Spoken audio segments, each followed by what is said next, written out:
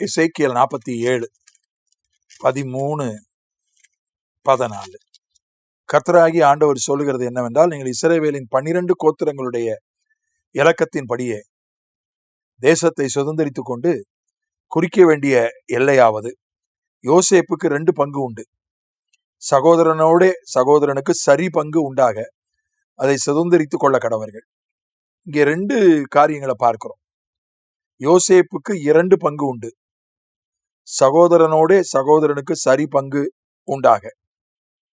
பங்கு என்றுடன் ஒரு மிகப்பெரிய, தென்னிந்தியாவிலே மிகப்பெரிய மீடியா நிறுவனம், 2 சகோதரர்கள் தான் அதற்கு உரிமையாளர்கள்.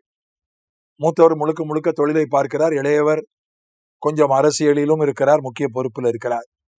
அவர்களுக்கு இடையே பிரச்சனை. ஒரு சகோதரன் இன்னொரு சகோதரனுக்கு வக்கீல் நோட்டீஸ் அனுப்பியிருக்கிறார், அது மீடியாக்களிலெல்லாம் வந்து விட்டது. அவர் ஒரு சகோதரன் அதிகமான பங்கை எடுத்துக்கொண்டார், இன்னொரு சகோதரனுக்கு சரியான பங்கு கொடுக்கவில்லை என்பது குற்றச்சாட்டு. இங்கே சரி பங்கு 12 சகோதரர்கள் அல்லவா இஸ்ரவேல் குடும்பத்துல, 10 பேருக்கு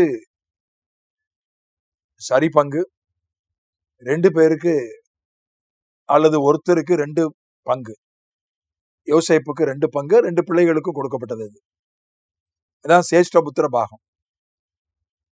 சேஷ்டபுத்திர பாகம் மூத்த மகனுடைய பங்கு, 2 பங்கு. அது இஸ்ரவேலிலே அந்த நாட்களிலே இருந்த ஒரு வழக்கம். மற்ற பிள்ளைகளுக்கெல்லாம் 1 பங்கு தான். லேவிக்கு பங்கே கிடையாது, கர்த்தர் தான் பங்கு. அதுவும் சொல்லப்பட்டிருக்கிறது. ஒரு சகோதரனுக்கு 2 பங்கு, ஒரு சகோதரனுக்கு மற்ற சகோதரர்களுக்கெல்லாம் 1 பங்கு. ஒரு சகோதரனுக்கு பங்கே கிடையாது, கர்த்தர் தான் பங்கு. அது கர்த்தர் கட்டளையிட்டது. என்னைக்குமே பாக பிரிவினை பண்ணும்போது பிரச்சனை வரதான் செய்யும். ஏன்னா ரொம்ப கரெக்டா பிரிக்க முடியாது. பணம் இருந்தா கரெக்டா பங்கு வச்சு கொடுத்துடலாம். ஆனா ஒரு பொருளாக இருக்கிறது, அது சொத்தாக இருக்கிறது, பொருளாக இருக்கிறது என்றால் மிகச்சரியாக பங்கு வச்சு கொடுக்க முடியாது. அதுல ஏதாவது கொஞ்சம் முன்ன பின்ன வித்தியாசம் வரும். அதனால பல நேரங்களில மனஸ்தாபங்கள் வருவது உண்டு, கோபதாபங்கள் வருவது உண்டு. ஆனா கர்த்தர், அவர் மிகச்சரியாக எல்லாவற்றையும் செய்கிறவர். அவரே என்ன சொல்றார், ஒருத்தனுக்கு 2 பங்கு, ஒருத்தனுக்கு பங்கே கிடையாது, மற்றவங்களுக்கு எல்லாம் 1 பங்கு என்று சொல்கிறார். இப்ப ஆவிக்குரிய வாழ்க்கையிலும் நாம் அதை பார்க்கிறோம். கொலோசையர் 1:12 பரிசுத்தவான்களுடைய சுதந்திரத்துல பங்கடையும்படி என்று எழுதப்பட்டிருக்கிறது. பரிசுத்தவான்களுடைய சுதந்திரம், சுதந்திரம்னா சொத்து. பரிசுத்தவான்களுடைய சொத்து என்று சொல்லப்படுவது இங்க ஆவிக்குரிய ஆசீர்வாதம். ஒளியில் உள்ள பரிசுத்தவான்களுடைய சுதந்திரத்தில் பங்கடைவதற்கு நம்மை தகுதி உள்ளவர்கள் ஆக்கினவரும். அதனால பரிசுத்தவான்களுடைய சுதந்திரத்துல பங்கடைவதற்கு அவர் நம்மை தகுதிப்படுத்தி இருக்கிறார். 149 சங்கீதம் பரிசுத்தவான்களுடைய ஆசீர்வாதங்களை அல்லது சுதந்திரங்களை, ஆவிக்குரிய சுதந்திரம், ஆவிக்குரிய சொத்தை குறித்து 149 சங்கீதம் பெரிய பட்டியலிடுகிறது. நான் அடிக்கடி பயன்படுத்துகிற ஒரு சங்கீதம், எனக்கு மிகவும் பிடித்தமான, என் இதயத்துக்கு நெருக்கமான ஒரு வேத பகுதி. அதுல சொல்லப்பட்டிருக்கிறது, மகிழ்ச்சி, எப்பொழுதும் கர்த்தருக்குள்ள சந்தோஷமா இருப்பது ஒரு பெரிய சொத்து, பரிசுத்தவான்களுடைய சொத்து. அவர்கள் படுக்கையில, பரிசுத்தவான்கள் 5 மகிமையோட களி கூர்ந்து தங்கள் படுக்கைகளில் மேல் கெம்பீரிப்பார்கள். அதுதான் முதல் ஆசீர்வாதம். அதான் களி கூறுவது, கெம்பீரிப்பது. முதல் சொத்து, முதல் சுதந்திரம், பரிசுத்தவான்களின் சுதந்திரம் அதுதான், மகிழ்ச்சி, சந்தோஷம். 2வது அவர்களுக்கு கொடுக்கப்படுகிற அதிகாரம், 6-7 ஜனங்களை தண்டிக்க ராஜாக்களை மேன்மக்களையும் கட்ட, எழுதப்பட்ட நியாய தீர்ப்பை அவர்கள் பேரில் செலுத்த, அப்படிப்பட்ட ஒரு அதிகாரம். ராஜாக்கள் மேல அதிகாரம், மேன்மக்கள் மேல அதிகாரம், ஜனங்கள் ஜாதிகள் மேல அதிகாரம், அவர்களை கட்டுவதற்கு, அவர்களை தண்டிப்பதற்கு கூட அதிகாரம். ஆவிக்குரிய அதிகாரம் இருக்கு பாருங்க, அது அரசியல் அதிகாரத்தை விட பெருசு. அதிகாரத்திற்காக போட்டி போடுகிறார்கள். ஒரு ஸ்தாபனத்துல கூட அதிகாரத்துக்காக என்னென்னமோ செய்கிறார்கள். ஆனால் அரசியல் அதிகாரத்துக்காக என்னென்ன செய்கிறார்கள்? ஏன்னா அரசியல் அதிகாரத்தை எப்படியாவது கைப்பற்ற வேண்டும்.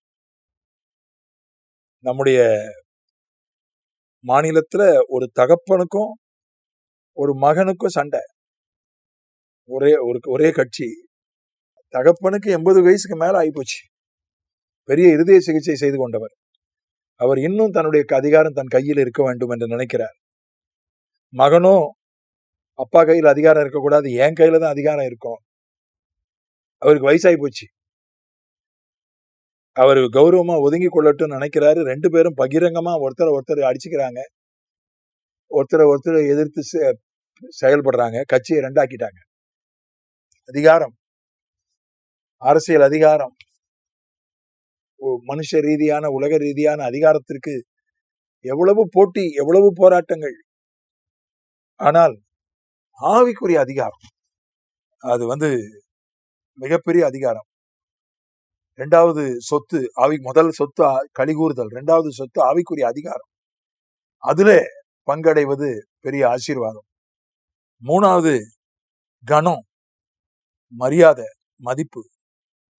149 சங்கீதத்துல கடைசி வசனம், இந்த கணம் அவருடைய பரிசுத்தவான்கள் யாவருக்கும் உண்டா. கர்த்தர் கணம் பண்ணுகிறார், மனுஷன் கணம் பண்ணுவதில்லை. மனுஷன் எப்படி ஒரு ஆளுக்கு மரியாதை கொடுப்பான்? படிப்பை பார்த்து, பணத்தை பார்த்து, பதவியை பார்த்து, வயசை பார்த்து, தோற்றத்தை பார்த்து, பல காரியங்களை பார்த்து மனுஷன் மரியாதை கொடுக்கறான். சில நேரங்களில் அது நியாயமாகவும் இருக்கிறது, தேவைப்படுகிறது. அந்த ஆளுக்கு மரியாதை கொடுக்கட்டா கூட வயசுக்கு மரியாதை கொடுக்க வேண்டியிருக்கு. அந்த ஆளுக்கு மரியாதை கொடுக்க வேண்டிய அவசியம் இல்லாட்டா கூட அவர் வகிக்கிற பதவிக்கு மரியாதை கொடுக்க வேண்டியிருக்கு. அப்படி பல காரியங்கள் இருக்குது, இல்லைன்னு சொல்லலாம். சாணத்துக்கு மரியாதை கொடுக்க வேண்டியிருக்கு. ஆனா கர்த்தர் ஒருவனை கனப்படுத்தும் போது அது எவ்வளவு பெரிய கணம் பாருங்க. இந்த கணம் அவருடைய பரிசுத்தவான்கள் யாவருக்கும் உண்டாகும்.